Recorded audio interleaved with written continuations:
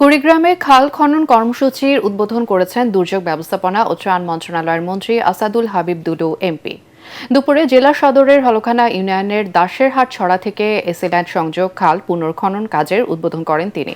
এ সময় উপস্থিত ছিলেন জেলা প্রশাসক অন্নপূর্ণা দেবনাথ, কুড়িগ্রাম জেলা পরিষদের প্রশাসক ও জেলা বিএনপির সদস্য সচিব আলহাজ সোহেল হোসেন কায়কোবাদ সহ আরও অনেকে।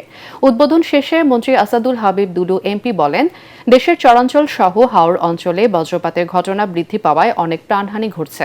এই ক্ষয়ক্ষতি কমিয়ে আনতে কৃষকদের আশ্রয়স্থল নির্মাণ ও বজ্র নিরোধক দণ্ড স্থাপন করা হবে। এই খাল কাটার মধ্য দিয়ে কৃষকরা যেমন শুকনো মৌসুমে পানি পাবে কৃষিকাজ করার জন্য, এবং এই খালের মধ্যে আমরা মাছ চাষ করব, খালের দুই ধারে আমরা গাছ রোপণ করব। এর ফলে আমার মনে হয় যে কৃষকরা যেমন সহজভাবে পানির সুযোগটা এখানে পাবে, কৃষি উৎপাদনে মারাত্মক একটা সহযোগিতা তৈরি হবে।